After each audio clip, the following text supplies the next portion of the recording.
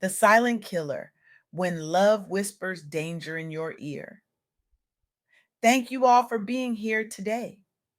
I am deeply honored to share insights from my recent conversation with Fatima Smith, a woman whose name deserves to echo through every corridor where women gather to speak truth. Fatima isn't just helping women recognize and escape toxic relationships, she's revolutionizing how we understand danger itself. Her work specifically with Black women has created safe harbors in communities where silence has historically been the only option. When Fatima speaks, systems tremble because her compassionate truth telling has literally saved lives. She doesn't just talk about healing, she embodies it, channeling generations of wisdom into practical pathways toward freedom. We think we know what danger looks like, don't we? We've been programmed to expect it to announce itself. Loud, unmistakable, wearing warning colors like some poisonous creature in the wild. A raised voice, a slammed door, a hand raised in threat. But what if I told you that the most lethal dangers in our lives often come gift wrapped? What if the greatest threats to your well being don't shout, they whisper? Today, I want to shatter a fundamental assumption about relationships and safety. We've been conditioned to look for the obvious signs, the yelling, the pushing, the overt control. But what Fatima Smith revealed to me cuts deeper. Toxicity isn't always loud. Sometimes it's the nice guy who is quietly eroding your confidence, one well meaning comment at a time. Let me say that again, and I need you to really hear this. Sometimes the most dangerous person in your life is the one who everyone else thinks is wonderful. This isn't the narrative we're fed. We're told that abuse announces itself, that victims should just leave, that red flags wave like bright banners. But the reality that Fatima uncovered through her work with hundreds of women is far more insidious. Consider Erica's story, a brilliant Black woman working in finance, the numbers whisperer, the spreadsheet queen. From the outside, her relationship looked picture perfect. Her partner showered her with expensive gifts, called her his queen, posted their happiness all over social media. After she moved cities for his career, leaving behind her support network, the subtle shift began. He controlled all their finances, even though she was the finance professional. He monitored her communications. He alternated between lavishing her with affection and withdrawing emotionally whenever she asserted herself. You're just being too sensitive, he'd say with a smile that never quite reached his eyes. You know, I only want what's best for us. No one saw the abuse. There were no bruises to photograph, no shouting matches for neighbors to overhear, just a slow, steady erosion of her sense of self. Just anxiety attacks in bathroom stalls at work. Just the growing certainty that something was wrong with her for not appreciating this perfect man. What makes this type of toxicity so dangerous is precisely its quietness. It doesn't trigger our traditional alarm systems. It doesn't fit the narrative we've been taught about what abuse looks like. And so we stay. We doubt ourselves. We wonder if we're just being too sensitive. Fatima's research reveals something profound. Our bodies recognize danger before our minds can name it. Erica experienced crippling anxiety, sleep disturbances, and a constant sense of walking on eggshells. Her body was sounding alarms that her conscious mind couldn't yet interpret. This brings me to the second insight from my conversation with Fatima. Your intuition is sacred and deserves to be honored. Many of us have been taught to override our intuition, to be reasonable, to give people the benefit of the doubt, to not trust our emotional responses. This dismissal of intuition is particularly pronounced for women, and even more so for Black women who face the additional burden of the strong Black woman stereotype that demands they handle everything without complaint. But what if your intuition is actually your greatest protection system? Take Janelle's story, a young Black entrepreneur whose business was finally taking off when she met someone who quickly became entangled in every aspect of her life. He praised her publicly, my brilliant girlfriend, but criticized her ideas privately. He planned their future together within weeks, but dismissed any concerns she raised about boundaries as overthinking. Janelle's body began sending signals: chronic insomnia, anxiety around decision making, a stark contrast to the confidence she'd felt before meeting him.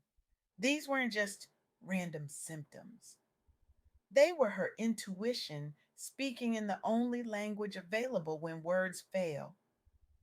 The real red flags Fatima teaches show up in your gut long before they appear in headlines. That feeling of unease when everything looks perfect on paper, that's not you being difficult. That's your intuition, your internal protection system trying desperately to communicate.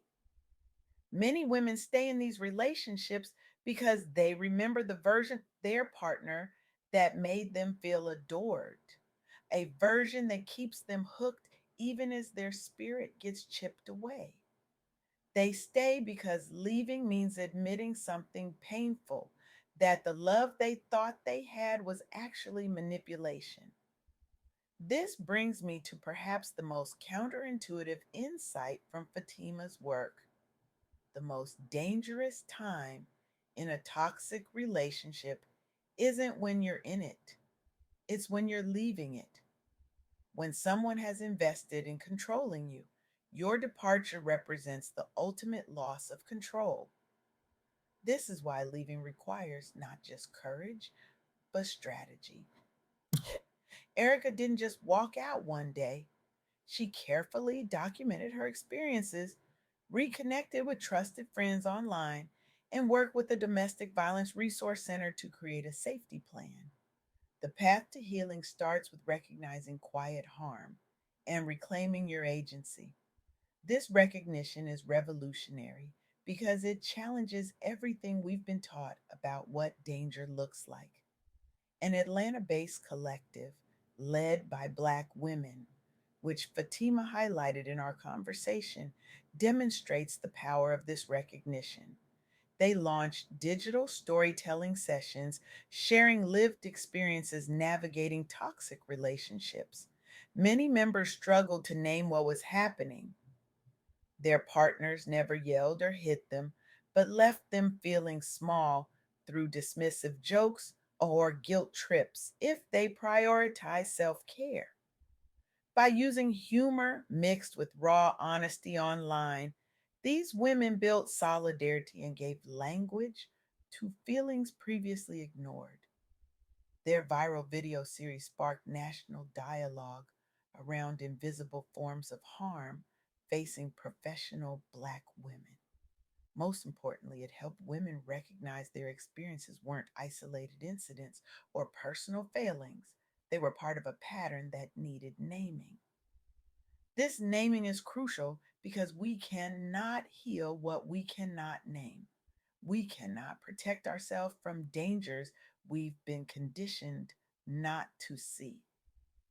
Fatima's work reveals that healing isn't just about survival, it's about transformation. After leaving her relationship, Erica became an advocate for financial literacy among Black women experiencing similar situations. She founded workshops on economic empowerment for women leaving toxic partnerships.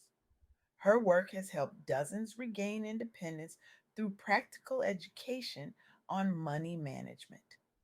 Similarly, after therapy helped Janelle name the gaslighting behavior she was experiencing, she set clear boundaries at work and home, eventually ending both personal and business ties with her partner. She relaunched her brand post breakup and now mentors other Black founders on maintaining healthy personal professional boundaries. These stories illustrate a profound truth. Reclaiming your agency after experiencing quiet toxicity isn't just personal healing, it's often the catalyst for helping others heal too. But this healing journey requires something that many of us have been taught to ignore: listening to our bodies. Our bodies keep score. They register harm even when our minds have been convinced to dismiss it. That feeling of your chest tightening when they enter the room, the stomach knots during what should be a simple conversation, the exhaustion that comes from constantly managing someone else's emotions. These aren't random physical symptoms, they're wisdom. What would happen if we treated these bodily signals with the same respect we give to external advice? What if we considered our intuition as valuable data rather than emotional overreaction? This is the revolution that Fatima Smith is quietly leading, teaching women, particularly Black women, to honor the wisdom of their bodies and the sanctity of their intuition. The implications of this shift extend far beyond individual relationships. When women begin trusting themselves, they change how they show up in every aspect of life, in workplaces, in communities, and families. They set boundaries not just in romantic relationships, but everywhere. They recognize their worth isn't tied to their capacity to endure. They understand that softness isn't weakness, it's a strength they deserve to embody.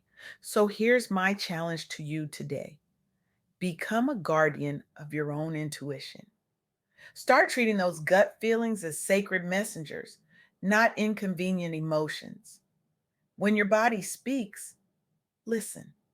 When something feels wrong despite looking right, trust yourself. And if you recognize yourself in any of these stories, know this: you are not crazy. You're not too sensitive. You're not imagining things.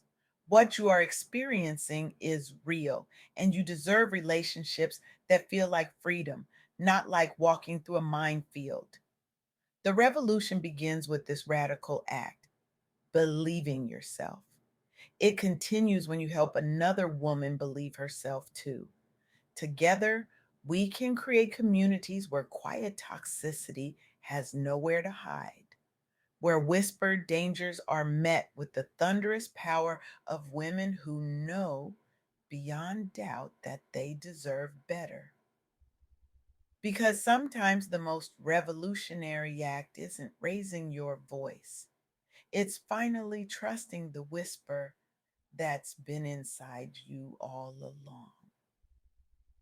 Thank you